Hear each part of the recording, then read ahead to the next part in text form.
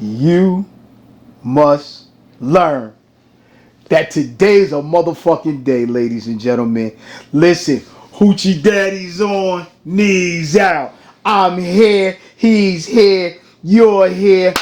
Good God Almighty, the only thing that'll make it better if this was live and you weren't paying tickets to see us. My name is JD. He is the one, the only Ron Do Sincere.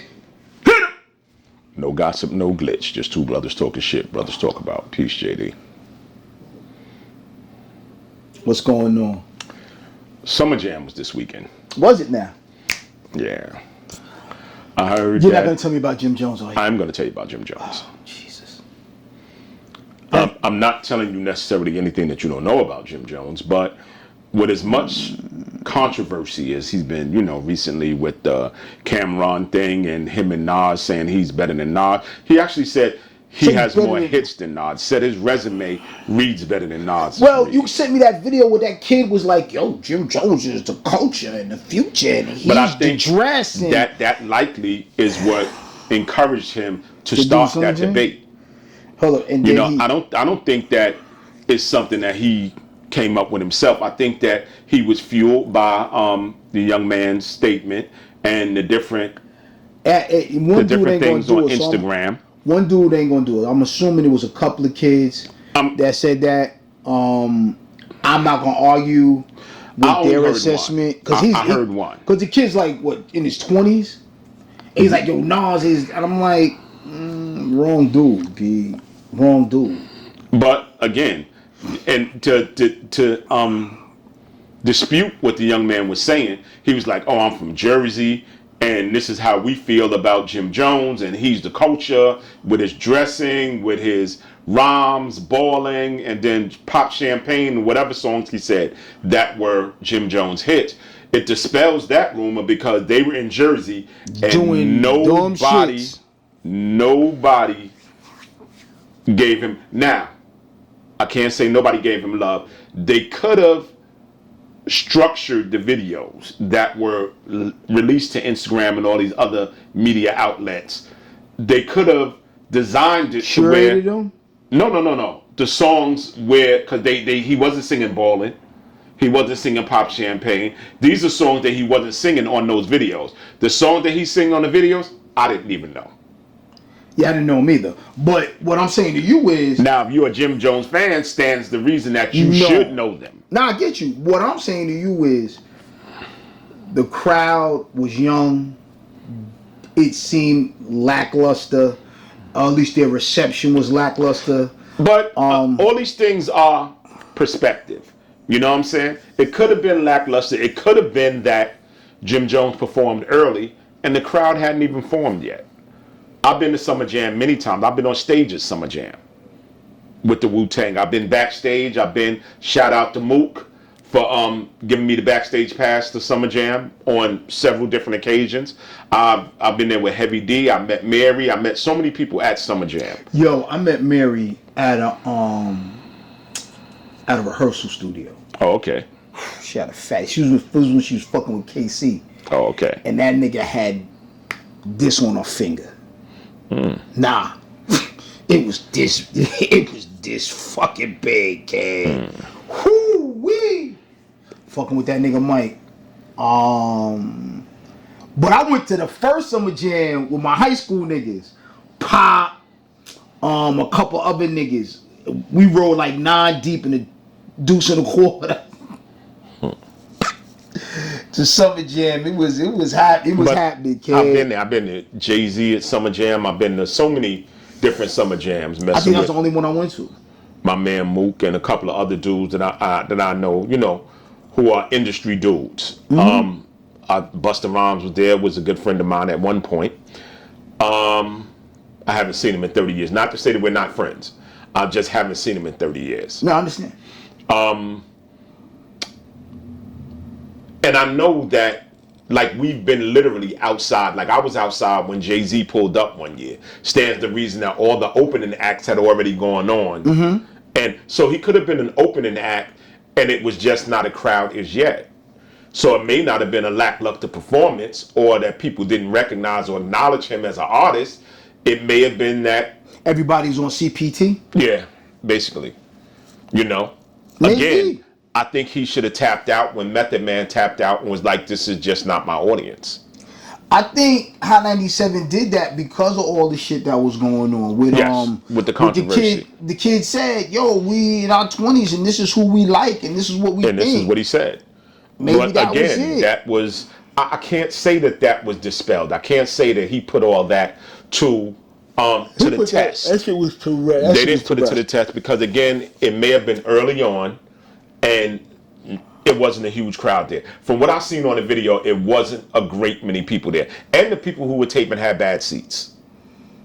Well, niggas ain't got no money. I mean, I don't know. I don't know about that. The dudes who were taping did not have good seats. Listen, they weren't close. They weren't near the stage. They were far away. They were zoomed in, and it was far. Listen, I'm 57 years old. I'm not going to another guy. And they were sitting there. I don't even got no kids. Like they were ignoring what he was saying. And I get it. That can't go to some joint by themselves. They probably weren't familiar with Jim Jones songs. But this is the guy that a 22-year-old kid from Jersey said was the guy and that they know all his songs. And now, he may have met him and his mans. It likely was him and his group. But because that's what clearly they said. The audience was not vibing. Again, it wasn't a full house. You know, when they videoed, again, it was kind of manipulated because they weren't on his hot songs. Again, it wasn't no Dipset joints. It was whatever his independent songs that maybe a newer song that nobody knows.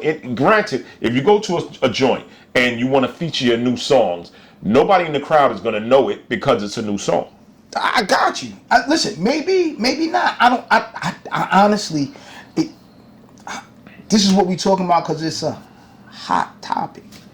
I mean, somebody had pulled up culture. Somebody had pulled up Jim Jones' resume, and they pulled up Nas' resume, and clearly Nas has more money than him. They said Nas was $80 million. I think his wealth exceeds $80 million because he made a great deal of money on the ring. You know, he was an early investor on the ring, right? Right. So I think that was. And when they sold Amazon, they sold big. I think that was in the $100 million range. You know what the funny shit was? In and of itself. That shit was on Damon John. What's that shit? Mark Cuban. Shark Tank. Yeah. Yeah, and they didn't want it. But he came back later and said, "Hey, y'all didn't want it. Look what I've done." But no, he did that. He did some other stuff with movies. He did his songs. Search said he was in Searchlight Production. You know, Searchlight Production, and Search is a shark. Yeah. At the end of the day, Search is a shark. Search made Nas' deal, his original deal, an incredible deal. And then they were supposed to go back and revisit some portion of the deal afterwards.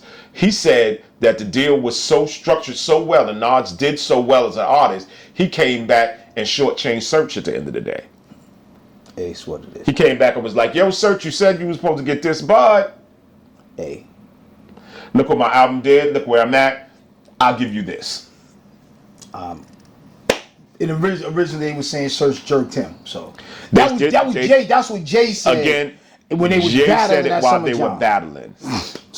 Search came back and rebuked. Rebuffed. Yes.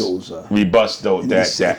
I rebuked those charges. Well, I thought it was rebuke, but he did. No, rebuke is a good word. He did rebut. He did rebut that, and he said that Nas actually took advantage of him. Listen, rebuke is a good word, and it was the appropriate word. It's just the connotations of rebuke. I rebuke you in the name of Jesus. Well, that's all. That's it for me though. But I'm a PK. So. Get your glasses, God. Why am I getting my glasses? Because it was cool for you in the first episode. Listen, I wasn't going to do this. He's actually the cool guy. He always says, certainly not me. I wasn't going to do this. Because you missed the video that was before this, that he will be chopping up for you.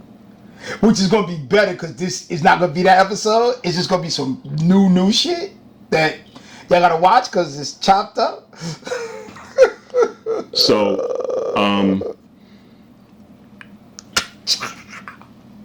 Rock the Bells is featuring Can you see Busta Rhymes. Can you see see you. Redman, Eric B. and Rakim, Too Short, Scarface, Fabulous, Little Mo, Plies, Boozy, KRS-One, M.O.P., Remy, Capone and Noriega as a group. Remy a nigga. Big Daddy Kane, Ooh. State Property, Step 2. and Mr. C, Step the 2. Uptown Records celebration of, I believe it's 30th anniversary or something. So that's Mr. Cheek, CL Smooth, Father MC. Andre Harrell, rest in peace. Shout to Father MC's brother Marquand, that's my guy. I always thought Father... I'm not shitting. I thought Father MC died. Okay. Clearly he did not. He's certainly not. I apologize. At any rate, shout to Marquand. And Marquand had the finale episode of Godfather of Harlem this week. Did he now? Yeah, so one of the characters got shot during the show, and I was so emotional. I texted him immediately. I'm like, yo, Mark, how y'all kill my chick off the show? So did you do the Stringer Bell? Like when them niggas called up, like when Stringer Bell got killed off of The Wire, and them niggas was out the building. Yo, Idris, you ain't tell us you got killed. Nah, I didn't. I just texted him and was like, yo, you know, how y'all kill my girl off the show? Hold up. She. Right. So I didn't get a text back. So I'm sitting there, I'm continue to watch the show, and end up that she didn't die. She was in the hospital. I got on the hoochie daddies, ladies. So you better get your looks. I'm taking. after Yeah. I'm still stuck on the hoochie daddies. This is just killing me. You don't know about these hoochie daddies, nigga. I don't wear shorts.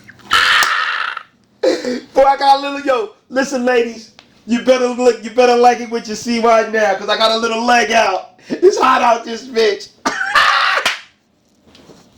Woo! I'm sitting sassy. Getting comfy. I don't see it.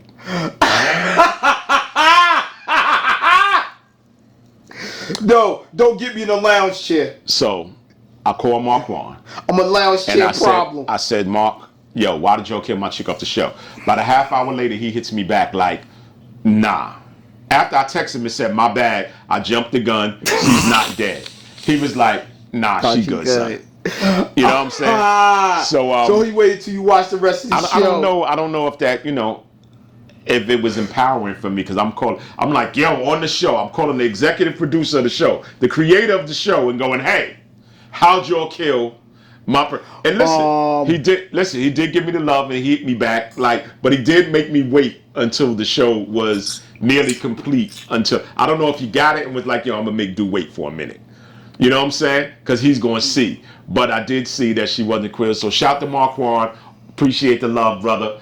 And I'm glad y'all didn't kill my chick off the show. I really want to say thanks to Shirt Kings, B. He was on that first episode with Nike. Everything was everything. I so appreciate them. Fade's interview was absolutely great. We getting it so we could put some add-ons in it, some photographs, and when we get that back, it's going to be popping. That's going to be a two-part episode, right? 2 parts. Then we got what we got after that. We got Gold Fronts, baby. Gold Fronts is what you need, yo. Let me say this, right? This nigga dude loves y'all. I don't give a fuck about you. I will sit here and talk to him for 5 hours at a time and just record. I promise you. This guy here is working hard behind the scenes to get you what you need, what you want. He's out here trying to get these interviews. He's working hard at it. Me, I'm supposed to be tech guy. I push the button. And I talk. I talk a bunch of shit too. So anyway, reality is that I'm not so much of that guy. I'm not really like that whole recognition type. And even when I was in the street, I really didn't. I'm not a recognition guy. I don't want people to acknowledge me. I don't want people to be like, oh, that's a nice car. Oh, you ask about me. You ask about my brother. If you know me for the years, don't ask me about no street shit. Don't ask me about, yo, how's your brother? Ask me, yo, how's G doing? Ask me about my kids. Again. Don't ask me silliness about cars and venues and backstage stuff, because that has been a part of my life, yes. But it's not something that, you know. And the other day, we were out at a funeral, unfortunately. And we were standing there together. And we seldom are in public together. Occasions where we are. So we were out in public together. Oh, yeah. And somebody goes, hey, you're the podcast guys. And I'm like, Who said that? I don't know. She said, y'all the guys for the podcast. Oh. And I said, yes. And it was the first time that, since we've had the podcast, that we were publicly acknowledged. So I'm grateful for the young lady, nice young lady. I don't remember your name, but thank you for acknowledging us, and thank you for supporting us and watching. Remember. And we appreciate it genuinely. I don't even remember. You mean last week Saturday? That was the funeral we was at, yes. Oh, no. I was in the days, baby. We were in the repast. Yeah, no. Means nothing to me. And she said we were raw. I don't know what raw means. Yes, you know, I didn't get it, but I didn't get it. I kind of remember what you're saying. I thought that she was saying that we were abrasive because she's like a entertainment person. She's somebody in the industry. So I took it as we were maybe too abrasive. No, but I didn't. I don't think that's what she meant. I don't really get it. Nah, let me. You don't remember it, so forget. No, I'm saying she said we was raw. If she did say we were raw. If she said she was raw, it was like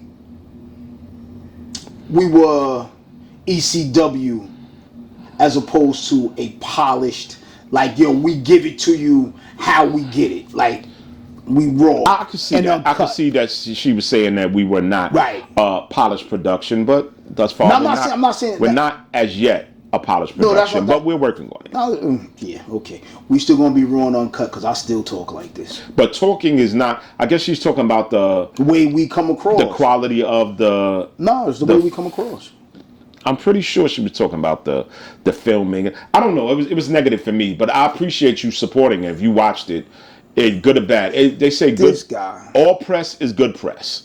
Wait, shout out to Wendy Williams. You know, they say all press is good press. Good press, bad press. If she's saying we raw, that means she watched at least once, and I'm grateful for the one time that she watched. I love it.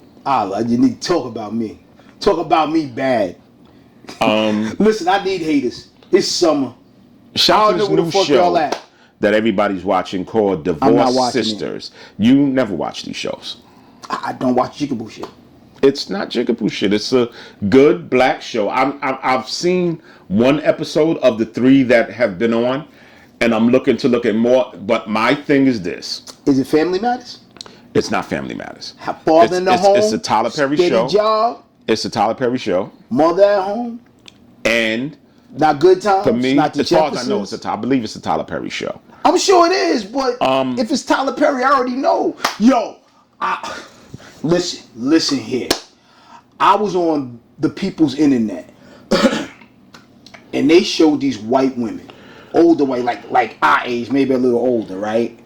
Watching Tyler Perry. One chick just sat there, jaw agape. One old lady was like this. I can't believe it. I can't believe it. Bitch in the corner just sat there and finally said, I hate Tyler Perry. Yeah. And the comments, like, I guess, maybe it was that Glenn Close movie thing. No idea. Oh, God. Glenn Close was in the movie where she was, you know, the hood white chick. And there was some ghosts or some shit. I gotta watch it. It's Tyler Perry movie? I think it was Tyler Perry. But anyway. Again, this is a Tyler Perry show. It's called Divorce Sisters. See what I'm saying? The thing for me is that it showcases black men in strong roles. You know, has been taken away from us. How is it? We have been emasculated. On these reality shows, we emasculated. On these basketball wives, on these housewives. None of these chicks are housewives. First of all, those shows really ain't for us. They're not necessarily for us, but they do speak to that community. I do want these guys on these shows, my guy Ron Rico from Survivor Remorse. The other guy's name is, give me 1 second, because I don't remember it offhand. Franklin used to be Megan Good's husband. The preacher. The preacher, yes. He plays. Now he acting. He plays a preacher. So he's being himself. Devon Franklin, his name is. And the other gentleman's name is Robert Christopher Riley. Okay. The thing for me with these men in the shows, they're playing black men, heterosexual black men that are liked by heterosexual black women. You know? And that in our culture is uncommon at this point. So they don't have shows. I don't know if they have any gays in the show. And I don't discourage them if they do. But I do want to see shows that portray heterosexual relationships in a positive way. Now, the unfortunate part about this, again, sisters, is called Divorced Sisters, but they're not all divorced. The same way basketball wives are not all basketball wives. Same way housewives of Atlanta are not all housewives. But I'm just tired of seeing these shows where we're being emasculated, where we are betrayed when Remy is saying Papoose is poor. You know, I don't want to see these images of black women who take care of black men, who support black men. You know, now a support, if you have to support me for a short period of time monetarily, I don't discourage that. I think it should be a mutual thing. I'm not a 50-50 guy. If I'm in a relationship, I take care of my family. I currently take care of my family. You know? So I don't discourage dudes. It's on BET Plus. It's on BET Plus. I don't discourage dudes who are not able to take care of their families for a period of time. I think at some point you should be able to take care of your family. Can I watch that through? I don't think that you should watch it. It's not a show that we necessarily watch. Now you brought it up, now I gotta watch it. But again, it's a show that doesn't emasculate men. I want to put a positive. Is that Paramount or Peacock? I have no clue. Check it out. I don't know about all these stations. I want to put a positive positive lens on these shows that don't emasculate men, that say, hey, black man, I'm in your corner. Hey, I still want you in heterosexual relationships. I don't want you to be controversial, the side eye with a gay dude. I'm not really with all that. Yeah, but that's that's been the reality. That's in fact reality as it is today. I was talking to Chino the other day, right? And I said the way that things are going, you know, and again, not that I discourage it, you know, people are who they are. But if you look at the climate that we're in, where men love men and they're transgenders and women love women and all this, in 50 years, there are going to be no babies born. That's untrue. That is absolutely true. That's untrue. That is absolutely true. Nobody wants to be in a heterosexual relationship. There are people who are, but at this point, the way that they're pushing this narrative is that women should be with women, men should be with men. It's my thing is this. If that is your lifestyle, you know, you can say that this is my lifestyle, but you shouldn't try to push everybody towards that. You know, we're in a society where they're pushing it on us. They're saying, hey, this is what's right. This is what's right. So if you're saying that's what's right, and heterosexuals at some point will be ostracized for it and saying that, yo, you're wrong for being in a heterosexual relationship, the only way babies are born is through heterosexual relationships. So unless there's going to be some test tube babies, we're going to be in a society in 50 years where there are no babies. I wholeheartedly disagree.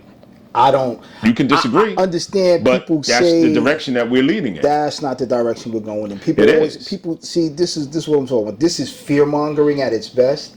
I'm not afraid I won't be here in 50 years.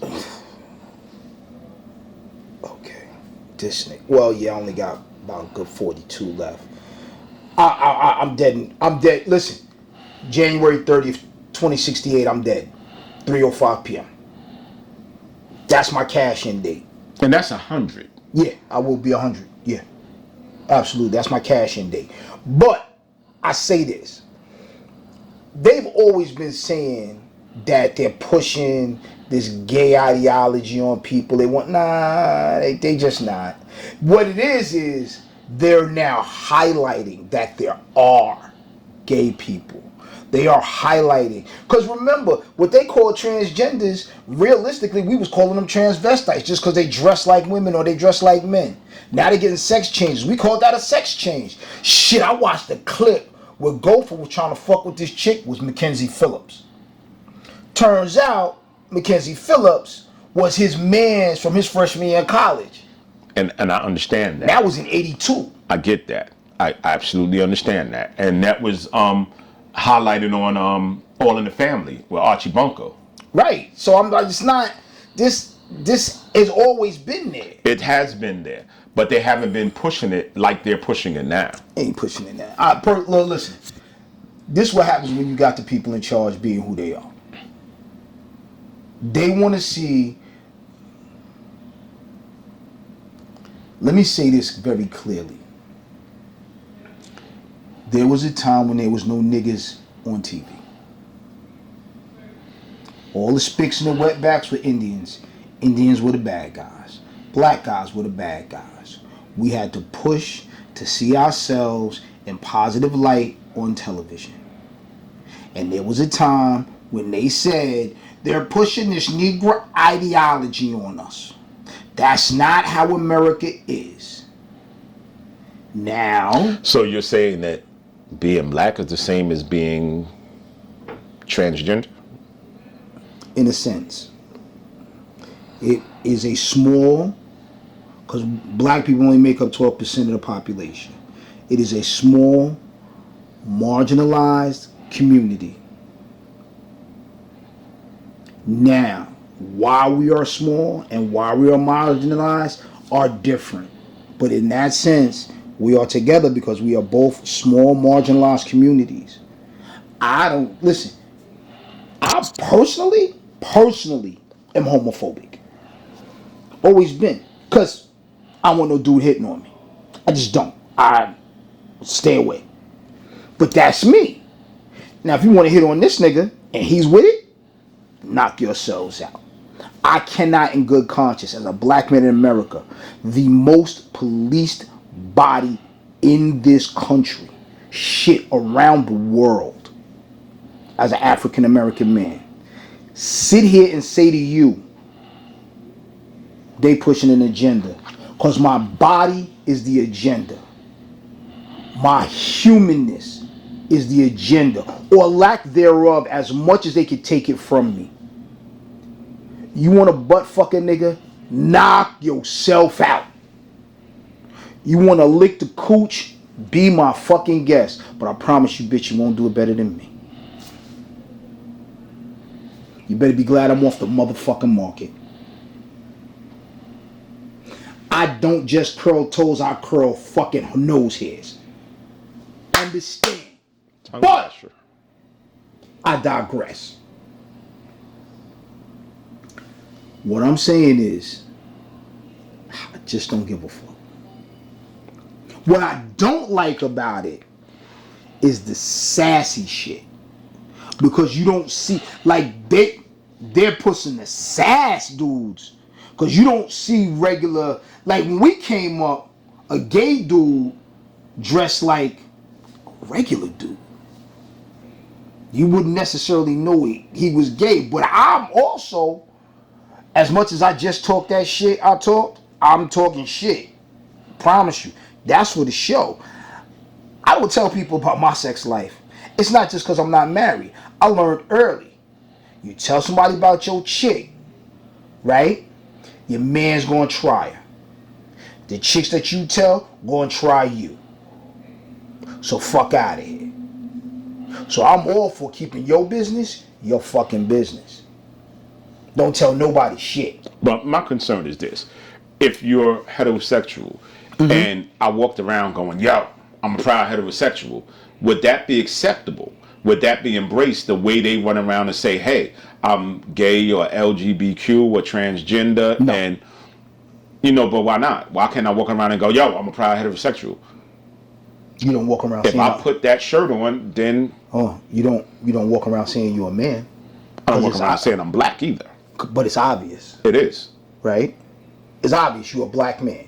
So you don't have to walk around and being, yo, I'm a male. Or cisgender male. You don't have to walk around I don't saying know you about the black. whole cisgender thing. This dude Just- was on the internet the other day trying to explain that. Doesn't mean anything. And for me, It just means understand. No, it means that in the beginning of time, there were people who were born male, and there were people who were born female. Adam and Eve, not Adam Right? and Steve. Yeah, people who were born male, people who were born female. I don't Yes. think all this cisgender and you can pick your. I don't All think of you it. should be able to decide what gender you are. I think that's outrageous. No. That's why it's referred to as gender identity. You can't pick your gender. This is what they're saying. Yeah, I don't give a fuck about all that. This is what the. I hear you. I got all that. I came out looking like a boy. I'm a fucking boy. Now, the other side of that is they decided at some point that this was a boy. This could have easily been a girl, right? And all the guys could be girls and all the girls could be guys because that's just how they decided it. So at some point. Understand, I got a good friend that's a lesbian. She owns a beauty shop. I think a hair place or something as that. She used to work for me years ago. A very good person, amazing person. Right. You know? But I don't think she chose to say this is something that it was just during the natural course of things that she decided that she liked women. And I do not discourage that at all. She's an amazing person. You know what I'm saying? But again, she also does not push that on anybody else.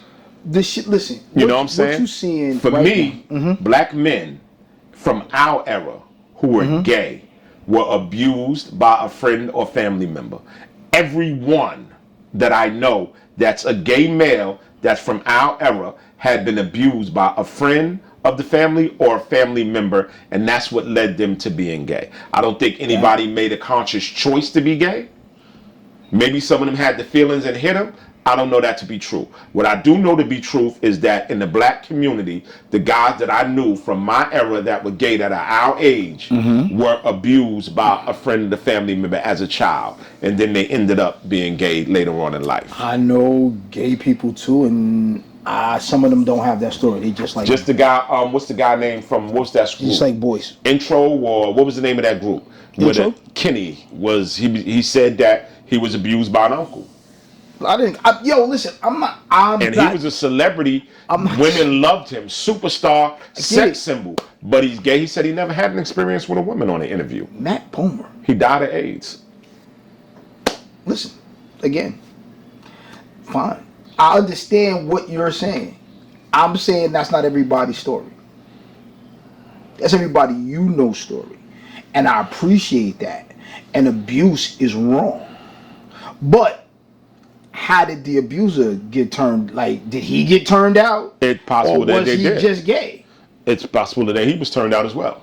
So at some point, I'm not saying this is 100%. This is my experience with it. right, my experience is different. And again, as long as you ain't trying to hit on me, I don't give a fuck. Really, just, I'm good. None of it matters. I'm too old. Like, let me be clear. When I was in my 20s, and I thought I was going to be some kind of killer ladies man, that was a big thing to me. It really was. I'm 57 years old. I've been married for 27 years. No. 26, right? 26, going on 27. We've been together 34 years. That shit don't matter to me now. It just I mean, none of it matters to me. I was just illustrating that I want to see a show that shows black men in a certain light. That's great. I mean, I believe it. I believe in that too. But I'm also a guy that's come from. We both come from a time where and we were lucky in that, into our 20s, damn near 30s, we had shows that highlighted not just black men being family members. Carl Winslow got promoted, I think, twice in that show. I mean, there was black successful shows. There was the Jeffersons being the start of it.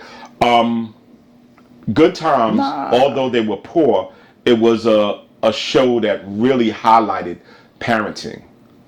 You know, the parents were in the household and they were together. And though they struggled, they were a united front and they wanted better for their kids. They did not let JJ join the gang. They did not let Michael deviate from the course of him wanting to be a lawyer. Thelma was a young, pretty girl. It wasn't a slut.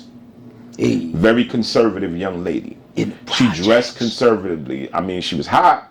Then a motherfucker. But she dressed She was hotter than me and these hoochie daddies. She dressed pretty conservatively. And Walona even was a divorcee, but she certainly was not a slut. She dated a lot. She dated a lot, but you didn't hear about her fucking a lot. Well, it was the 70s. Well, I guess that would be the Raw that young lady was talking about. Absolutely. Hit it with the tagline, God. Listen, it could really be me and these hoochie daddies. It's been real. You've been regular and we love you. Listen, it's hot out this bitch. Get an AC, get a fan. Get what you gotta get. Get some water, some scotch, some vodka, a little wine. Shit, get a spritzer. Get some ice. Do that shit Rosie Perez did in what was that? Do the right thing. Yeah. But I thank you all for watching this show. But do all that while watching this. Well, not this one. The next one.